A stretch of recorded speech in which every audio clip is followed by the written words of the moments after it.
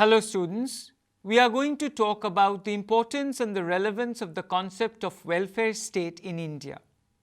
You know that years of colonial rule had impoverished India, and when India became independent, it became evident that there were several segments of the population who had no choice but to look up to the state for some kind of supportive and assisting measures so that they could sustain themselves and develop themselves in the long run. That is why Paul Brass draws attention to the fact that the Constitution of India contains some unique features that reflect a desire to depart from the strict British parliamentary practices and to introduce into the charter of the country a program of social and economic reform.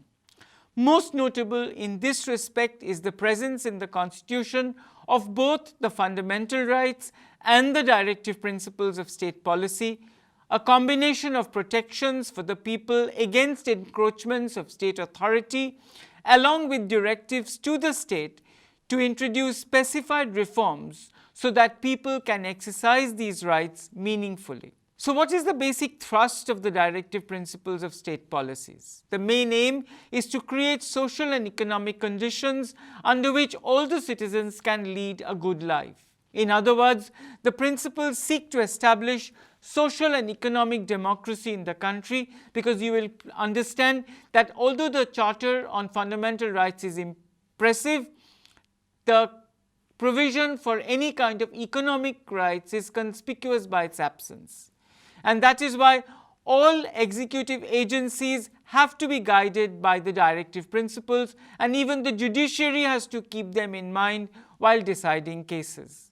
So what is a welfare state?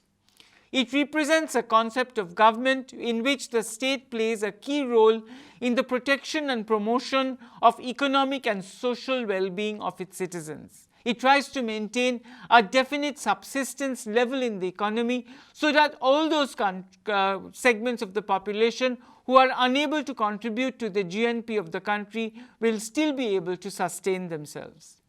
A welfare state is therefore based on the principles of equality of opportunity and equitable distribution of wealth. It focuses on the governmental responsibility for those who are unable to avail themselves of the minimal provisions of a good life. Under this system, the welfare of its citizens is basically the responsibility of the state. And we see in India from the very beginning a commitment towards welfarism. Rudolph and Rudolph comment that the state began its autonomous career in independent India as a creature of Nehruvian socialism. For Nehru, socialism meant using the planned development of an industrial society to eliminate poverty, provide social justice, create a self-reliant economy, and assure national independence and security in world politics. The goals of social development and social welfare have therefore been articulated in no uncertain terms in India since the time of the 5-year plans. The first 5-year plan observed that the object of social welfare is the attainment of social health, which implies the realization of such objectives as adequate living standards, the assurance of social justice, opportunities for cultural development through individuals and group self-expressions, and readjustment of human relations leading to social harmony. And social welfare, therefore, has been an abiding concern of the government in India. Some of the important social problems in the country, like poverty, ignorance, overpopulation, and rural backwardness, are of a general nature, and in varying degrees they are influenced by factors like squalor and bad housing, malnutrition, and physical and mental ill health, neglected childhood, family disorganization, and a low standard of living.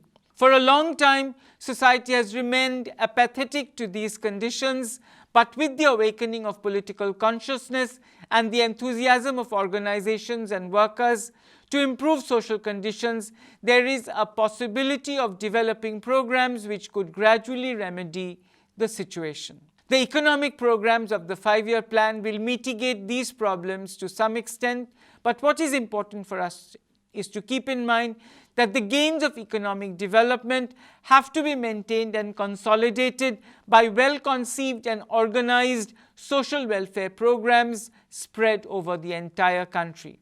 The second five-year plan pointed out that a lack of trained personnel and organizations devoted to social welfare seems to be a major lacuna, and there is also lack of reliable data pertaining to social problems. Therefore, the second plan clarified that social welfare is concerned with the well-being of the entire community, not only with a particular section of the population which may be handicapped in one way or the other.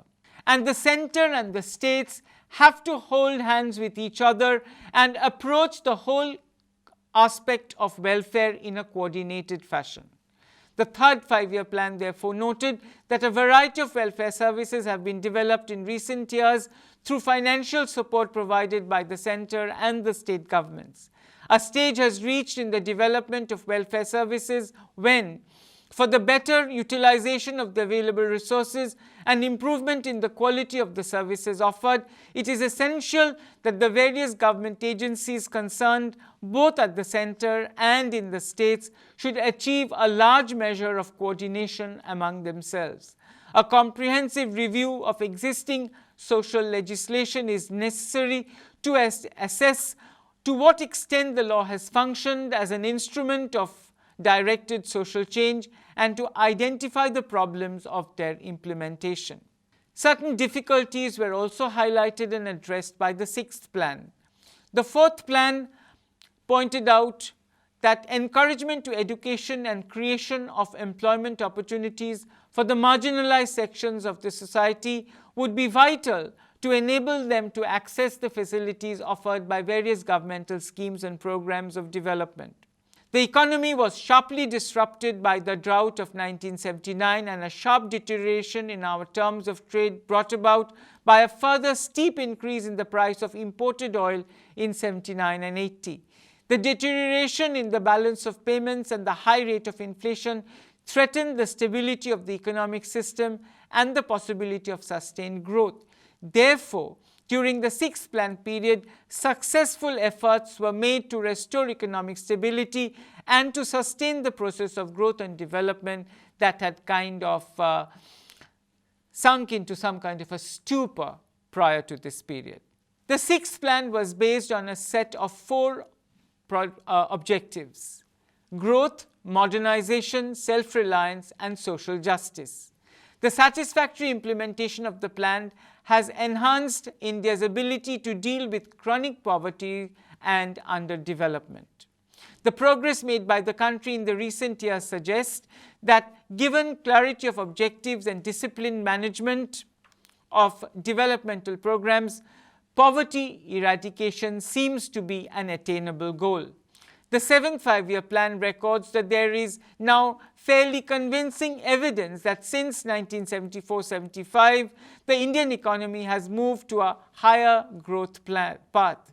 The successful implementation of the sixth five-year plan has been a major contributory factor to this welcome shift in the growth curve. The seventh plan therefore focused at improving various sectors like welfare, education, health, family planning, and also encouraged employment opportunities. The plan introduced programs like Jawahar Rozgar Yojana. For the eighth plan, the imperative was clearly economic growth, and it therefore aimed towards modernization of industries, poverty reduction, encouraging employment, and strengthening the infrastructure.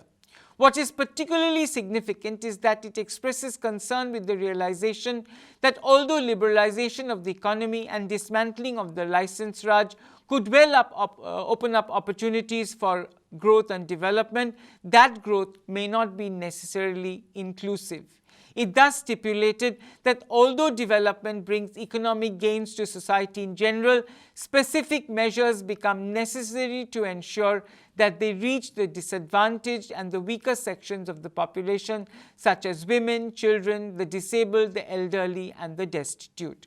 Growth must accrue to all, otherwise growth will hardly matter.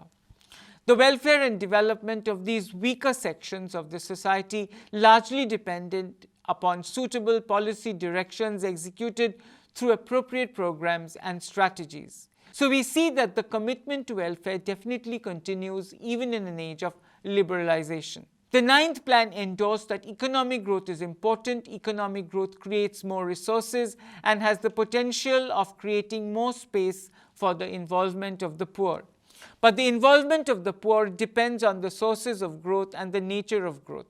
The government recognizes that high growth of incomes is by itself not sufficient to improve the quality of life of the poor, more so because all segments of the population cannot take advantage of the opportunities unleashed by liberalization. Unless all the citizens of the country, and most particularly the poor, have certain basic minimum services, their living conditions cannot improve. These minimum services include, among other things, literacy, education, primary health care, safe drinking water, and nutritional security. The 9th plan lays special emphasis on these 7 basic minimum services and will make all efforts to achieve a minimum level of satisfaction in providing these in partnership with the state governments and the Panchayat Raj institutions. The 9th plan is committed to prepare a national charter for social justice to ensure all-round development of the disadvantaged sections of the society. Clearly, there can be no doubt to the commitment to welfarism on part of the Indian government. Therefore, approach to social welfare in the 9th plan is distinct from earlier plans as it proposes to adopt a threefold strategy: empowering the persons with disabilities, reforming the social deviance, and caring for other disadvantaged sections.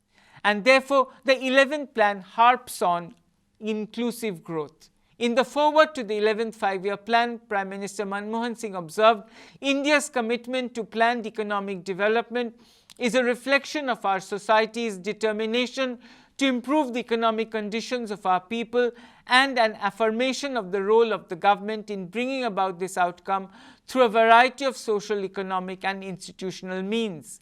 The 11th plan, which was approved by the National Developmental Council on 19 December 2007, reaffirms this commitment. It provides a comprehensive strategy for inclusive development, building on the growing strength of the economy while also addressing weaknesses that have surfaced. So support for social welfare, the commitment to inclusive development are certainly not diluted by liberalization. Over the years, the Government of India has pledged its support for the social welfare of the disadvantaged and weaker segments of the population. This commitment, on the face of it, has not got diluted even in an age of globalization and liberalization, when the focus seems to have stolen somehow by the overwhelming concentration on the growth of commodity production, which is the major thrust and inspiration behind India's new industrial policy. But why does welfarism continue despite the commitment to liberalization? Bordone offers an explanation.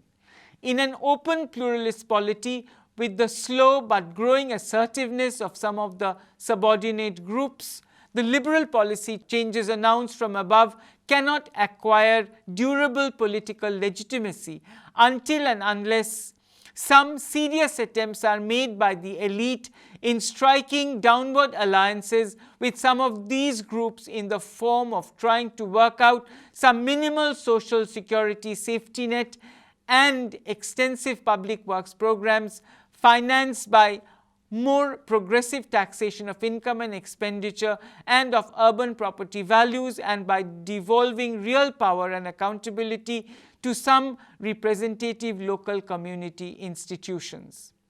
So is welfarism compromised by liberalization? With the inauguration of the liberalizing regime, many suspect that the state is in the process of abandoning many of its earlier roles involving high stateness and reconciling itself to a more withdrawn or restrained actor. As Kothari puts it, by now it seems clear that the concerns of some intellectuals and journalists with respect to growing democratic pressures and demands such as better wages and employment opportunities from the laboring and other classes, and the concerns of foreign investors with respect to the same issues seem to be converging. They are also converging on the need to reduce the role of the state in the affairs of the country and hand over things to the market mechanisms and to increase integration into the world market. There are elements to suggest that the state has eroded from its earlier role. Kothari draws attention to the erosion that the nation-state finds facing today in India. First, there has been underway an erosion of the legitimacy of the state in the eyes of the people, both in respect of its standing in the eyes of those who for long depended on it for their well-being, and in respect of its credibility in the eyes of others, particularly the middle-class professionals and the media. Second, there has taken place over the years mounting challenges to central authority by a whole array of regional movements for both autonomy and separatism, and these have rendered the state an arena of increasing violence and conflicts. Third, there has taken place an erosion of the whole conception of a distinctive and overriding role of the Indian state, both vis-a-vis other loci of power within the country like industry, labor, religion and caste, and external interests like dominant centers of geopolitical and strategic power, international financial institutions, transnational structures of capital and commerce, which has led to a declining emphasis on things like autonomy and self-reliance and a decline in interest in international support for the same. Alongside such erosion, there also seems to be taking place an alleged retreat of the state. The state in India, instead of occupying center stage in the social and economic arenas, is seen to be in retreat. This is obvious in the economic sphere, a trend that has been visible since the 1980s and which trend has intensified with the dawning of the liberalization regime. But it is also true in social spheres in matters such as providing opportunities to the minorities, the backward classes, tribal communities, women and children, encouraging people's initiatives and indigenous thinking in key areas such as education, environment, health and housing, and generally in matters of implementation and laws of the land for the betterment of the poor and oppressed sections of the society. So therefore there is need to bring the state back in the interest of these deprived sections. Kothari comments, it is only by enhancing the capabilities of the people in terms of their levels of education, health and a non-hazardous environment and sanitation that the poor feel and actually become empowered to carve out an economic future for them. Poverty, the destitution cannot be removed for large sections of society through bureaucratic planning. They can only be removed by the poor themselves. For this to happen, they have to become empowered in these social spheres. But it is precisely on these that the state is found to be retreating. Kothari thus points out that there is a marked rise of sub-national consciousness overtaking the earlier kind of nationalism that included diverse regional and cultural identities. There is a growing revolt against central authority as well as in some areas against state governments, producing a highly unstable situation in the country. But welfarism is in no way eclipsed by liberalization. Fears and apprehensions about the state abandoning its role in the domain of public welfare in the wake of liberalization was sought to be assuaged by Manmohan Singh in 1997. Programs of social development, anti-poverty programs, education, health and rural housing received particular attention after 1992-1993. We introduced a nationwide scheme to provide school children a free midday meal and to allocate a monthly pension of ₹75 to all persons of the 65 and above living below the poverty line category. Under the Indira Niwas Yojana, 1 million houses were built in 95-96 for the poor in rural areas. The Jawahar Yojana, Employment Assurance Scheme and the Prime Minister's Rozgar Yojana provided all supplementary employment support to vulnerable sections of the population. And it is these vulnerable sections of the population that need to be particularly kept in mind. Therefore, Nair observes a fundamental continuity in the role of the state of India even in the age of liberalization. Who else will take responsibility for these hapless, helpless, disadvantaged sections of the population? It is evident that there has been no withering or shrinking of the state, either subsequent to or as a consequence of liberalization. Rather, there has been a persistent expansion of the state. There has also occurred a marked shift in the approach to economic planning, where the emphasis is now placed on the social sectors in the move forward towards greater inclusiveness. Inclusiveness seems to be the catchword, the buzzword of the present-day governments. The most visible symbol of the expanded commitment to inclusiveness is manifest in such legislations as the FRA and in such schemes as the NREGA, or the National Rural Employment Guarantee Act 2005.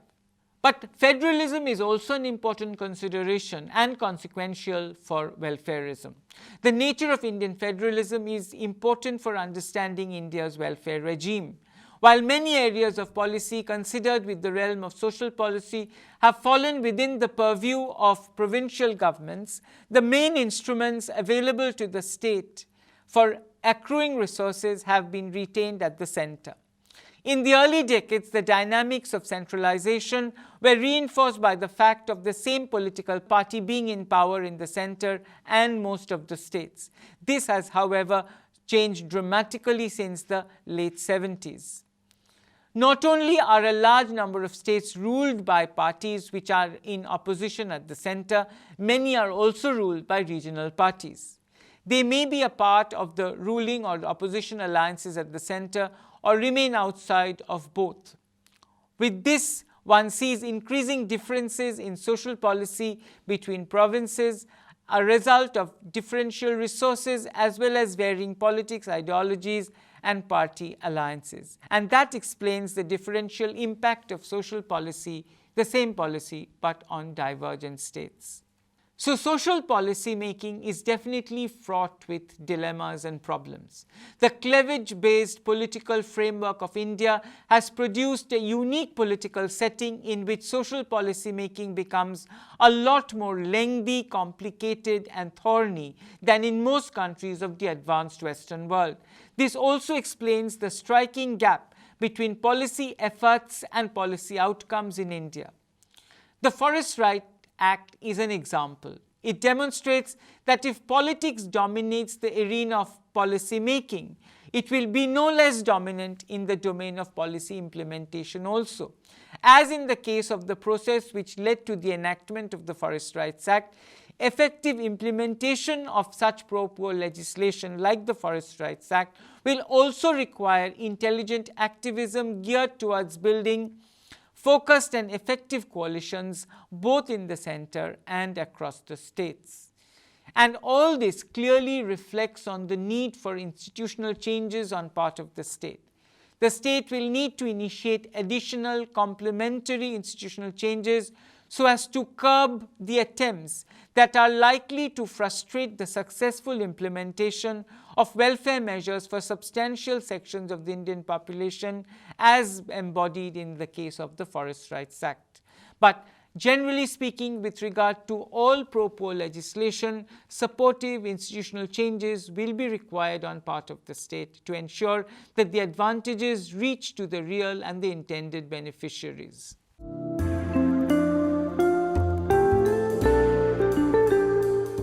Droz and Sen point out that the success of welfare measures in India is not only dependent on government action but also on that of the general public, which in turn can be particularly important in promoting the positive functions of the government, such as the provision of public services in social security, healthcare, child immunization, primary education, rural infrastructure, and many more such domains. Therefore, Jean Droz and Amartya Sen clarify that vigilance and involvement of the public, which of course includes social reformers, social movements, and the media, can be quite crucial not only in ensuring an adequate expansion of these essential services, but also in monitoring their functioning. All this will make social welfarism a reality in India, and that will definitely alleviate the problems of the disadvantaged sections which we come across the length and breadth of the country. Thank you.